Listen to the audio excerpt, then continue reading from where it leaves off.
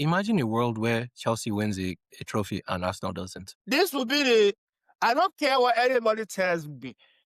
This will be the best season that we will have. I don't care what they do. Even if they go to the final of the Champions League and they still get dismantled, we had a better season than them. Hello and welcome to another episode on the weekend match reaction here on the Goal Line Conversations TV.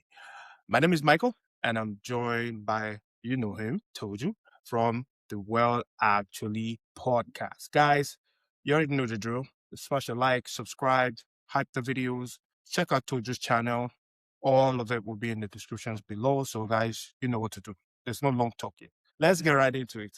Okay. All right, first game we're going to talk about Chelsea Leeds. Let me leave you to talk because I didn't watch it much. That's how Really? zero confidence in this team. Wow. But I watch highlights, Okay. followed Okay. X. There's nothing that happened in the game that I'm not aware of.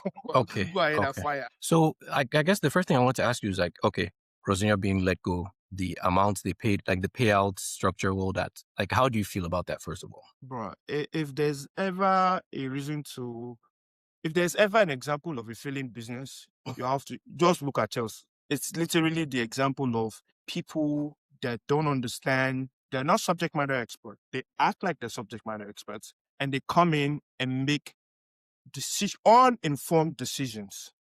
And I say that because, first of all, it's the most ridiculous decision to let go of a manager who has built so much chemistry with this squad over time, Maresca. You let him go mid-season, no matter what it is. At least tolerate him till the end of the season. What is he doing now? Has he joined City? No. Somebody swear. Has he joined Manchester City for how we know? Tolerate him to the end of the season. Whatever he achieves, maybe you win something or thank you for what you have done. Thank you for the Club World Cup and the Club Cup. Thank you. Go your way. At least Man United said, you know what?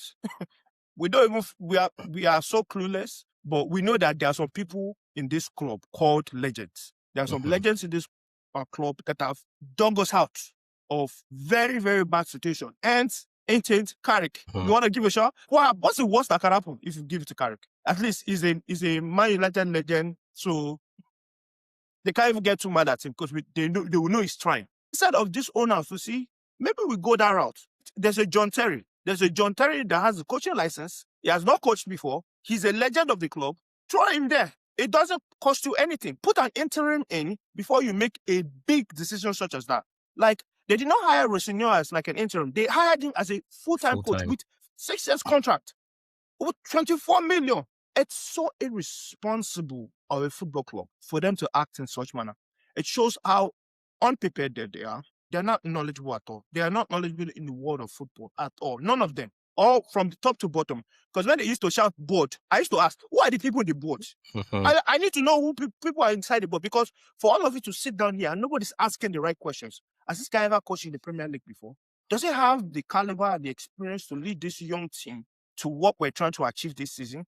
Are we going backwards? Are we going forwards? Like, I'm not even a board member, but these are the questions that I'm asking that I need cogent answers for. And you brought him in, and you can see this guy Told you, let me tell you something.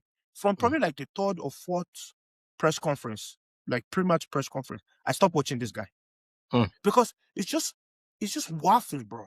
It's straight up waffling. He'll just come in and say, Garnacho, best talent in the world. He's a very, very world-class talent. Tosin, Badeshe, world-class talent. Sanchez, after he does foolishness, world-class talent. And he starts saying stupid things as, I man age. I'm like, when you said, what did you ask him inside the interview, please? In the interview, there's things that you see. What did you see inside the interview that you said that this guy is a suitable fit to coach Chelsea? Bro, what just shows me that this club, they lack direction, they lack understanding. They can't even read the room a lot half the time, because they should have fired this guy since that Everton 3-0 spanking.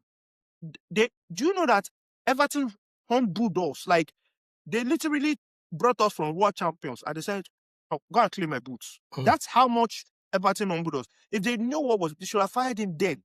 So they waited till their feeder club, Brighton, humbled them before they sacked him. So to answer your question, it just shows me that they are not, they have, when they say they have a plan and they have vision, I doubt it. I question that a lot. I don't see any vision. They don't have any plan, because if they had any plan, the things that we are seeing, and everybody, their cat and their dog knew that Rosinho was not the right fit for this at this time. Not. But did you hear the Talk Sport report that said that John Terry was told straight up that you are not in consideration and don't even bother checking back with us? I heard that. It just shows that when they hired Rosinho, one of the things I knew that the team, these owners and board and sporting directors, they were looking for a yes man. They're looking for somebody that when they go beyond that boundary, like some of the things that I've seen, that the owners actually go into the dressing room and they want to do this whole Abramovich dressing room. You know, when Abramovich goes at the dressing room, fear of, you know that something's going to shake. And that manager is going to get fired, or you are getting sent to Russia. You're going to go and play that Russian club and nobody will hear of you again. Or that feeder club that was in Belgium, like that one random club like that they will just send you to, nobody will hear of you. But that's what used to happen. So these people were trying to, like, they want to follow that aura. Like, okay, if I come into the dressing room, then something's going to happen. Then when the players figure out, like, yeah, doing nothing. All this is just appearances and show you and headlines. So they basically just went for their yes man. Because if Terry comes in there, why do you think they fired Czech? They fired Czech because when they came in, remember when they came in, they fired Czech. They fired anybody that would challenge them. And they knew that if anybody challenged them and was hired, France are always going to go behind the legends. Because we're like, you're an American, we don't know you. Where are you from? This is our own. This guy bled for us on the field, so we trust him. So if they hire John Terry and they tell John Terry to go and sign Garnacho, you're like, which Garnacho? It's like, are you talking about the child that's going to play for the under-21 or the actual Garnacho that I am seeing? Because there's no reasonable man. I'm telling you, even Maresca took a lot of rubbish. I think Maresca knew that he was going to take rubbish, but it was like, after he won those blue competitions, like, look, at least I've given you something to hold. So it's not that I'm talking based off I've not won anything. I want something with this group of men. But if you will trust me and just give me just a little, I don't ask you to go and sign Osimhen. I just need some proper ballers in there, just small, that know how to play the tactics that I want. All of a sudden, they start having a problem with him. Now it's becoming problematic. Nice. So the problem is that any manager that can speak up, you are not eligible. That's why they did not sign Enrique. That's why they did not sign Guzman. Because any reasonable manager that can quickly call out, like, wait, you are committing money laundering. Because you cannot tell me that this is a player. This is money laundering that you're doing. So any reasonable manager will be able to see that. So all they want is a yes man. So that's why they can't hire Terry. Because Terry Nagbero, forget the guy they play golf. Terry Nagbero. If he change it for them and he start airing their dirty laundry inside press conference, now them go they beg them, say, please, I beg, what do you want? So they basically don't want to give a coach, or they call it, they went from manager to head coach. So they don't want to give the whoever the person is, they don't want to give him that much power. So if you have a John Terry coming with that much power and aura already and support, anything you want that you say inside the press conference, I said, I want this player. Because Terry can go inside press conference and say, I want Osimhen, I'm expecting Osimhen, the caliber of Osimhen. Now they have to deliver, because they cannot look disjointed with Terry. Because if they now want to hire, let's say Terry say, I want Bracola, they want to go and sign Garnacho. People will quickly know that Terry did not have any hands in deciding. They will know that this is strictly the board. So all they want is, if a manager just fall in line, just nod, say yes, go to press conference, make us look good, and then win, and put unrealistic expectation on him to say, go and challenge for title, go and win big competition. With what talent? With what talent? That's why this Leeds game, nobody should get carried away by it. Is it the same rubbish players that we had under Rosinho? The same rubbish players that we had under Maresca? And this McFarlane, it's not Jesus. It cannot turn water into wine, sorry. It can't turn water into wine. It's still the same rubbish, because if anybody who watched that match would tell me that I can tell you for a fact that we do not have a left winger. We do not have a left winger. So let's actually get into the Leeds match. You said no left winger, so you're just down on Garnacho completely. He's a ball boy. It's an enthusiastic ball boy that is wearing Chelsea jersey. That's my view of Garnacho, because brother, there's no pass Caicedo giving 1-2. Lob the ball over. Control the ball. It's the fundamentals. Is that when I ever ask him to do too much, control the ball and finish. Two things. Garnacho kick, control the ball, and the ball is already going out to goal kick. And to see how useless he is, the ball had already gone out, then he attempted to cross the ball after the ball had gone out. Like, he actually crossed it and he hit the side net. I'm like, brother, that ball was already out. Do you think that was going to save face? Was that going to help you say? And then, so now you look how useless this guy, this useless ball boy is, because I dare not call him a footballer anymore. He now posted on his social media, he said, true to the FA Cup. What did you contribute? What is your contribution to this FA Cup final that we're going to? I'm at the point where I would rather play an academy boy instead of playing Garnacho. Wow. No, I'm serious. Just play. There's one boy called Derry or something like that. His name is Derry. He's on the bench. He's academy boy. Just play him. What do you have to lose? And I put it to this McFarlane. Look, guy, this is the point where you can do riots. You can anything you do. No, but what do you want to do? Sack me? Sack me now. Sack me. Let me see. That will add you to the pile of coaches that you're sacked. I dare you to sack me. This guy does not know how much power he has. I'm benching players that are like price tag. Oh, their agents. Bench them. This is the time to take revenge for Maresca sacking. Bench Garnacho. Let him see bench. Let under 21 be playing. Then his head will turn on and say, I cannot continue like this. You know, that's what Maresca was doing to him now. Maresca benched this boy until he started becoming humble. Then he started playing again. Say, oh, look, if you give me 5 minutes, I will take. Garnacho before that will be running out to you. The only thing that helped us in that game is just because there's a João Pedro. And I bless God every day for that João Pedro, because that guy, all he needs is a decent wingers around him, and he will be enjoying his life. He just needs decent wingers and the midfielders to be awake and not sleepy. Because if you watch that game, that guy was making miracle out of not rubbish ball that they were playing to him. They will just play ball to him, hot shot on top of his chest. Why? Just why? Pass regular pass to me. You are playing hot shot into my chest. Like, why? Did I offend you? But yet, you control it, you will do all this. Just manage to dig his way out of trouble. That game, I didn't watch that game, like I said. I did not even want to, because I had no expectation. Because the way Leeds were to go and dismantle Man United, if not for the grace of God, they for now beat them like it's not good. I looked, I said, we have not kept the clean sheet since mid-January. There are two things that happened in that game that surprised me. That we scored a goal after how many games? 6 games? 5 games of not scoring. And then we kept the clean sheet. Thank God I gave my offering in church. Thank God. God was listening. I was serving God. I was just singing praises. I said, God help me. Now beg, help my team. So one last question about the FA Cup. How do you see your team faring against Man City in the final? Bro, the only way we can win that thing is if we bribe Pep Guardiola. Wait. You mean Pep that's going for another trouble? That's who you want to bribe? Let's beg him. Let's start saying, like, guy, we'll help you. We'll help you on this road of journey to go and win the league. Just let go of this one. Do the same thing that you do during Man U's time, where you were already hungover and drunk, and then you let Man United win the FA Cup. Do the same thing for us. That's the only way. Not more Chelsea fan think that any miracle is going to happen, because where do you want to see it goes from? Is it Copaman? Is that guy is not fit, and they keep playing him. You're not fit and you're playing rubbish all day. You are like at 20% at best, because I can't even see the Copaman, because they can't dribble anymore. It's just doing body feint up and down. I'm like, brother, just go on for surgery, relax. There's no point. You are just coming on for that. You want to go to. You have gone to the US before. You have money to travel. Traveling is not your problem. Just rest. So let no Chelsea fan think that there's the only hope that we have is if Arsenal bottles this league to a point that Pep actually wins it before the last day, because the final is May 16th. So let's hope that Arsenal has done some rubbish, and then mathematically speaking, Pep has already won it. So this is my theory. If they have mathematically won it, then all his team, they will go out, drink, enjoy themselves, just party. They will not even train. Then they will not come to the final, and they'll be like, man, we done the trouble before. We don't need to impress anybody, Joe.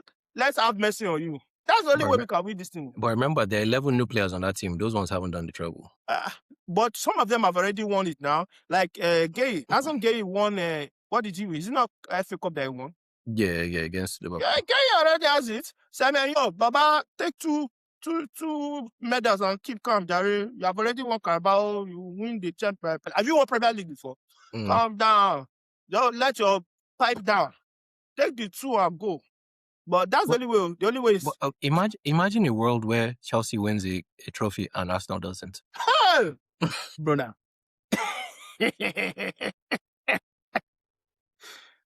This will be the. I don't care what anybody tells me. This will be the best season. That we will have a better season than Arsenal. I don't care what they do, even if they go to the final of the Champions League and they still get dismantled.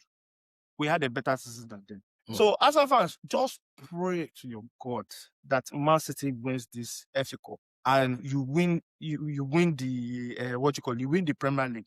Because if you carry 0 trophies and me I carry FA Cup with how unfortunate my owners want to be, with the kind of criminals that are running my club, and you have spent 1 billion and you have won. Do you understand that these people have not been to a final? I've been to more finals than they have.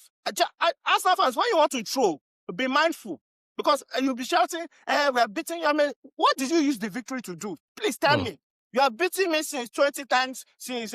What did you use the victory to do? You are just beating me, collecting 3 points. I am more focused on trophies. My cabinet is full. Your cabinet your cabinet is dusty. You have not won anything since COVID. And that's COVID. I still lifted Champions League. So, Arsenal fans, let me tell you something. Apart from the cooking that I'm going to cook you if you bottle this league, if I lift the FA Cup on top of your air top and you lift nothing, hey, me and you will do special episode for them. Yes, it will just be Arsenal bottling. We'll talk about the different levels of bottling that they have, and then we'll now say, Arsenal fans, what have you won?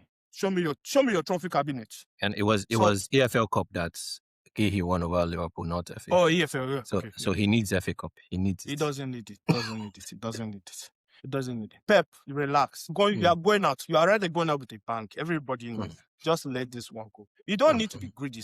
Anyway, that's the only way. That's the only way we can win it. And let's move on. Let's go straight to the current leaders. City has not played yet, so they have overtaken City again. They beat Newcastle, Arsenal versus Newcastle. They beat Newcastle 1-0.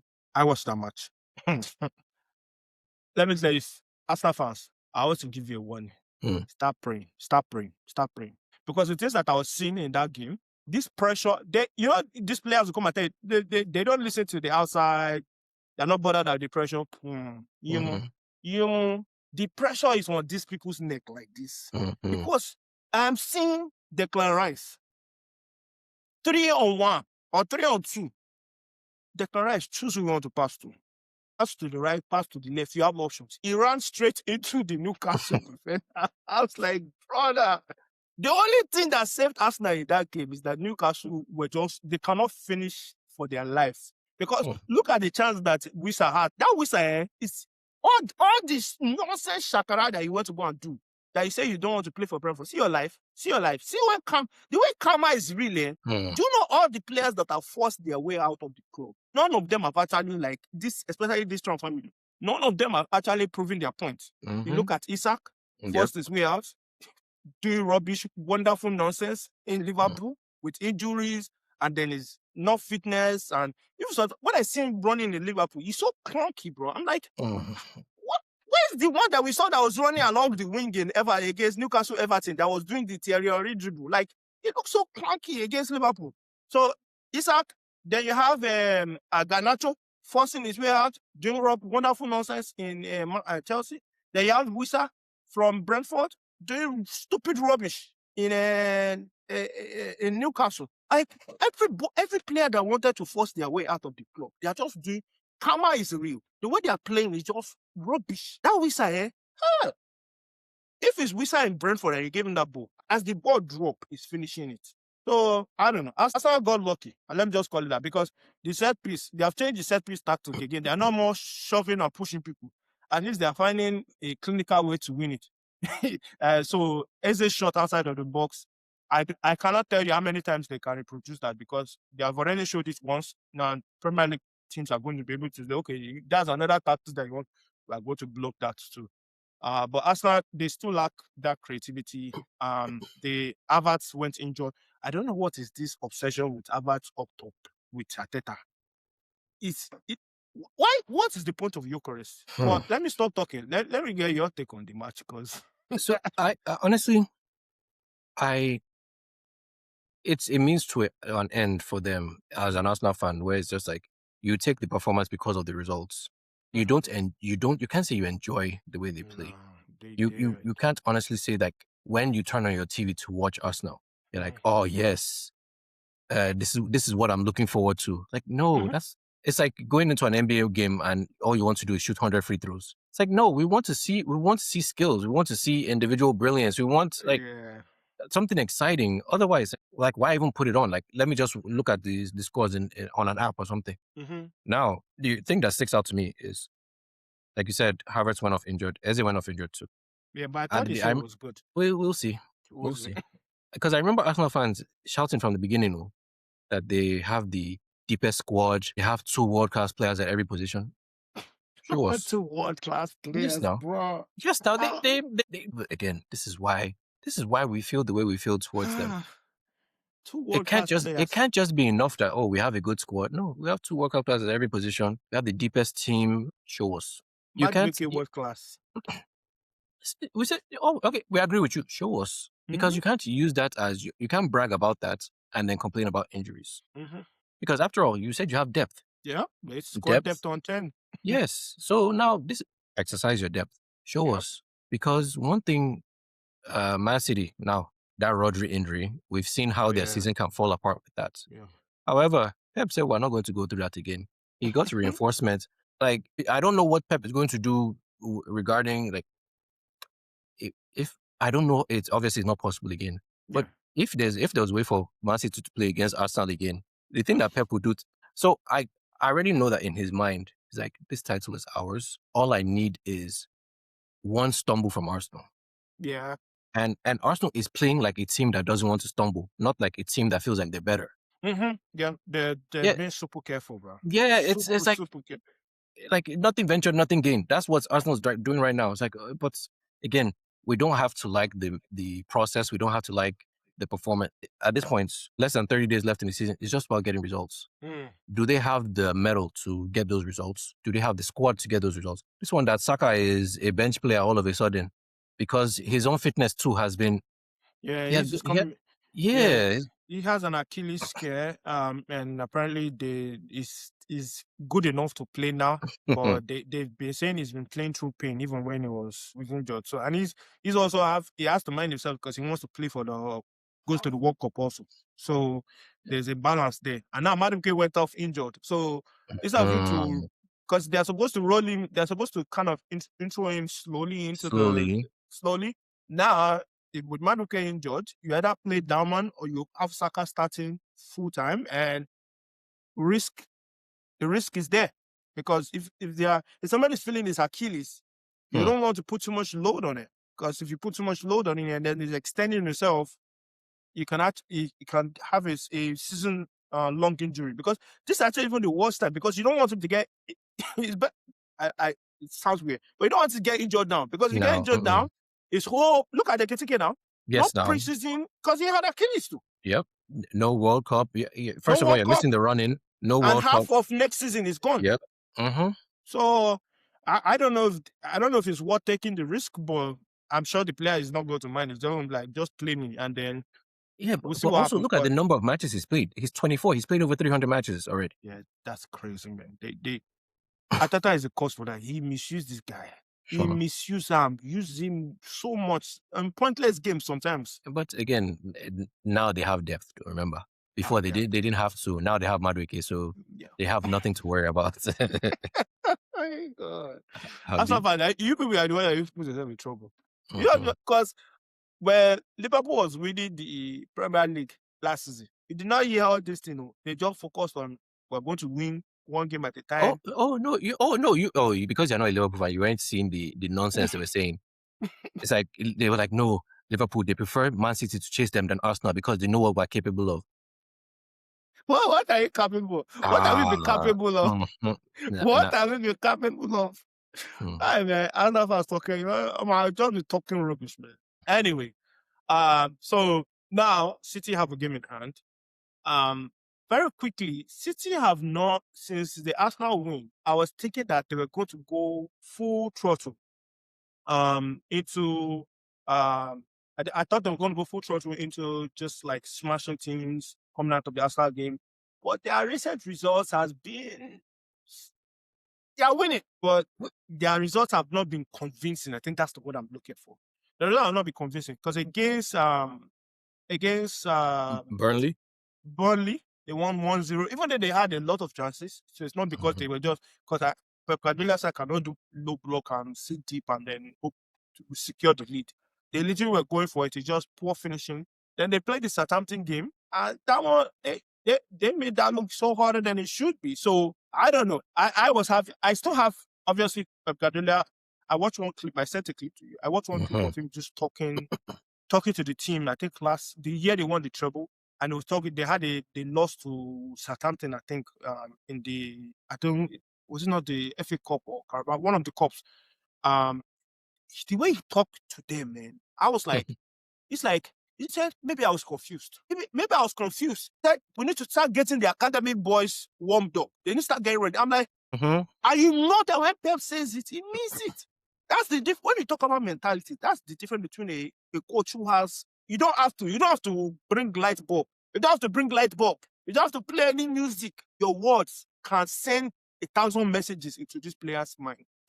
I honestly still think it's still heavily in City's hand. For me, it's more like 60-40, 60% City. So I know they have a game in hand.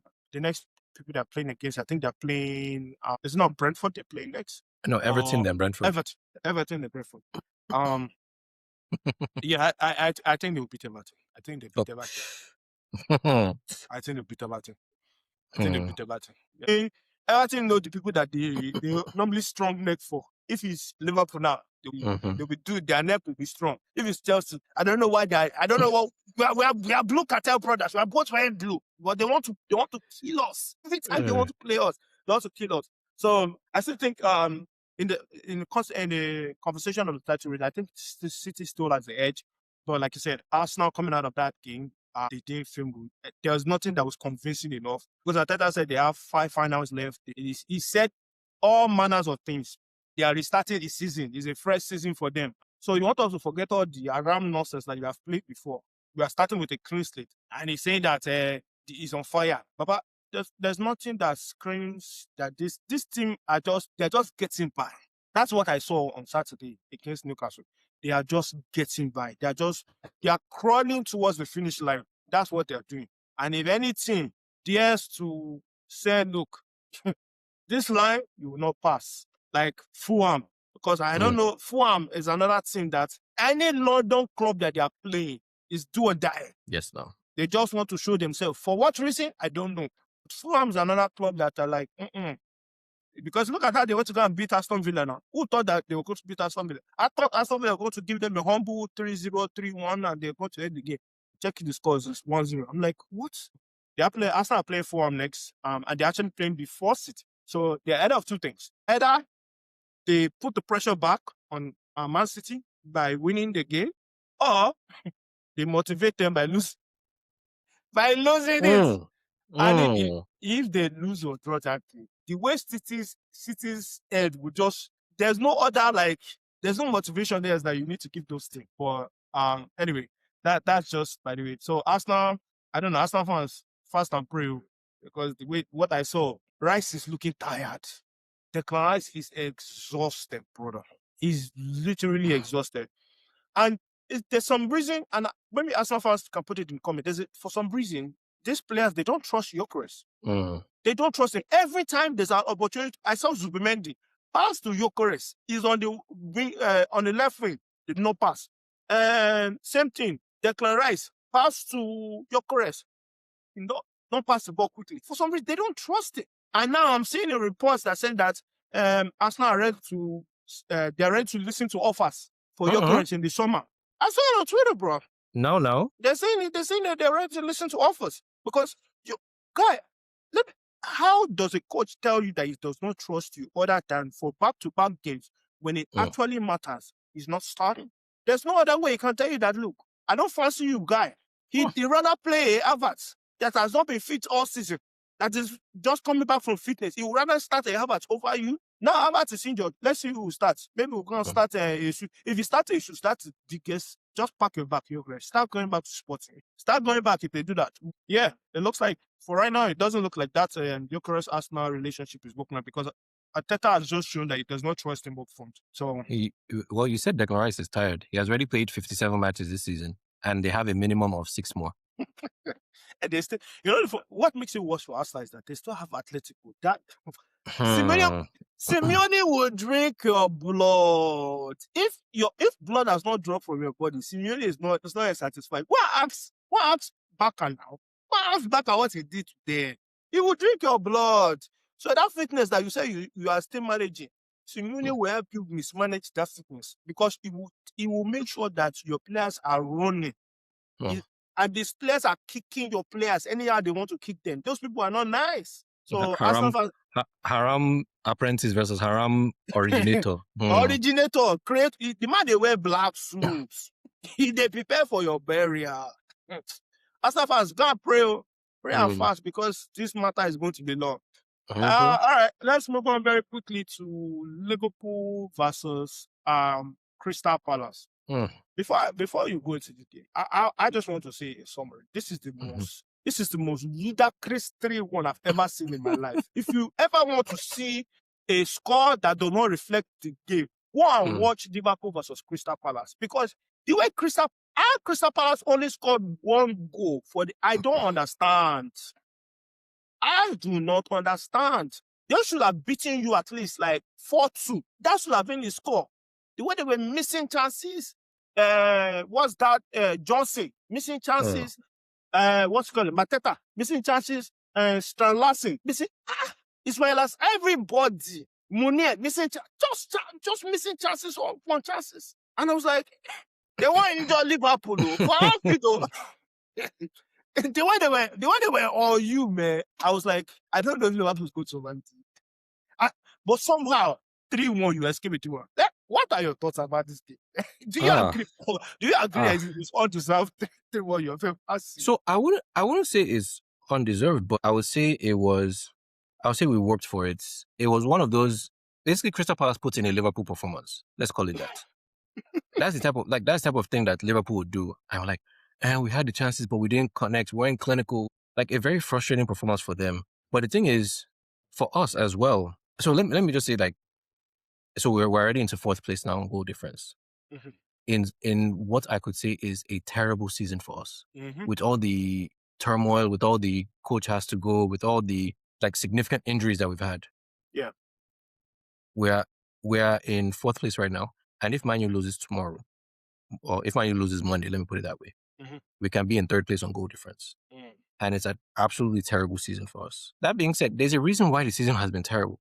Yes. So many players have, when I say so many players have regressed, like most people think like you remember the movie Space Jam where they took all of the NBA players' powers? They said that's what happened to Liverpool. Like, because like everybody that was last season was a 7 or 8 out of 10. This season has been a 5 or 6 out of 10. Yep. The new people that we got, one got injured scoring his goal. The other that was our top scorer in both the Premier League and overall popped his Achilles non-contact. So it's like, even when there's a step forward, we take 3 steps back. Yeah. Now, as for this match, go ahead. I said Mo Salah also came out injured also. So again, Salah, when you just, in 9 years, he has missed 9 matches due to injury. All of a sudden, this is going to be second injury layoff of the season, and potentially his final match for Liverpool. Yeah, because I heard it was hamstring. Yeah, it's hamstring. Now, it could just be that they're just going to put him in bubble wrap, save him for the final match of the season. I don't know if that even makes any sense. Yeah, the only saving grace is that, first of all, this match was at Anfield, so he was able to do it in front of fans. Yeah, actually, yeah. And then our final match of the season is at Anfield as well. So even if it's a cameo, just to get a run out or whatever, maybe. So it's like he still has literally 28 days to get ready. a full month where they're just like, you're not attempting to come back any earlier than that. Yeah. Just aim for the final day, maybe. But then it's like you were talking about Isak earlier, man, he runs like, so the thing about these lower leg injuries is that the one thing you can't work on in rehab is your fitness. Like an upper body injury, you can still do some cardio, you can still get on the treadmill. Right, he had what was it? Broken foot or broken ankle? Yeah. It's like, that means you can't even stand. Yeah. Forget putting weight on it or running or walking. Like, so I get him trying to play his way back into fitness. The thing that encouraged me is that the goal that he scored was clinical in the sense that it was his off foot and it was like a shot fired in, control half volley. So it shows hit into the ground. Yeah. So it's like is getting back into that. Yeah. So like the mind body connection is still there. A lot of times, just not like you want to will yourself to do something, not necessarily able. This time he was able to do it. That encourages me, because before, like the last 2 matches, he wouldn't have been capable of that. He wouldn't like that first. Yes, that first touch would have gone into the stands. So I'm like, I have to be happy about that. Yeah. Then the fact that when Salah went out, the first person that they went to was Frimpong. And the thing is, I kind of figured that was their idea when they got him from Leverkusen, was as a backup right winger. Can't Rio play that place? That's one thing that I feel like Slot is trying to make a point at this juncture, because how many minutes did Rio get this game? None. How many minutes did he get against Everton? None. So it's like, no, he only got 18 minutes. So over 2 matches, you're telling me Rio is only worth 18 minutes? So why did he do all this? Why did he go and fight Chelsea? Because the fight is now looking in vain. Because the boy that you're supposed to be grooming to be that next Sterling, this is supposed to be the next Sterling. Grooming him, giving him the confidence, let him have run of games. So this is what's so frustrating. So the excuse that he gave is that he doesn't want to set him up for injury. Like, look at what we're saying about Saka now. 300 matches by the time you're 24 or whatever. But now, Liverpool, you have 1 match a week. Literally 1 match a week. What are you saving him for? A good 30 minutes will not have the small boy, like, now. But you know what it is? For him to get in, Gakpo has to go out. Oh, his love child. No, it doesn't remove his and for Slot, it's like, that is something I cannot abide. It's like he has enough debt on me to remove him from my job. Yeah. So it's like, and when we found out that, okay, Salah was leaving, everybody, like, we've had enough time to process it. Then Andy Robertson too said he's leaving because apparently Liverpool didn't offer him a contract, or because they were like, the contract we would offer you based on how we plan on using you would be disrespectful. Yeah. So it's just like, we are letting you know ahead of time, so your representatives can start reaching out to clubs, and his representatives might not like him because apparently they've reached out to Tottenham if they stay up. That's and all of a sudden, but all of a sudden, since he announced that, he has had 2 starts in a row over Gyokores, and I went like, scored a goal. The goal that he scored, I was like, are you a left winger, bro? Like, what was that? So like, Slot all of a sudden, like, so it's like, so Slot, you are flexible on these things, because Gyokores wasn't dropped for form. It wasn't dropped for injury either. But it's like, okay, Robertson, we're going to get everything we can out of you before you go. And maybe, I don't know what he's saving Gyokores for, but yeah. And then someone like Curtis Jones, who has been with Liverpool since he was 8, so about 17 years. That one too is now thinking about leaving, because there are rumors that there was a big bust up between him and Slot. Yeah. And see, all the mainstays are like, see, Robertson 9 years, Salah 9 years, Curtis Jones, like I said, 17 years at the club. Look at the people that you're basically, your presence is chasing them away. Like, what are we supposed to do about that? How are we supposed to feel about that? Because what's going to happen is that, Curtis Jones will be replaced by what are they supposed to do? Bring up Bajcetic that hasn't played in 2 years? If like, who's going to, like, so now we have to go and buy another person to replace him. Is it going to be that you already need to buy? Yeah. So like it's, and obviously I don't want to like put everything at Slot's feet, but if it's on him, if like you can draw a straight line to it, like the Salah thing leaving, it's absolutely as a result of him. Yeah. Now Robertson obviously is like game time. His form had dipped a bit. That's understandable.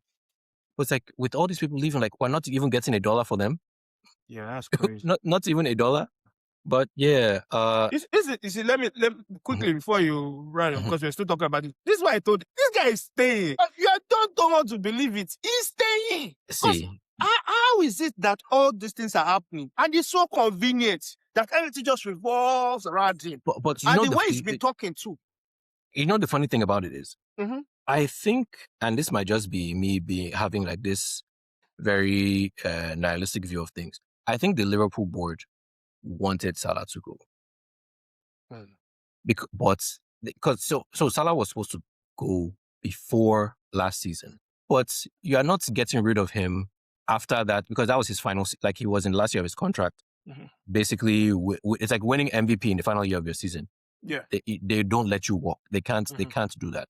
They have to run it back at least to save face, because you have to, like, how are you basically losing your best player in his best season?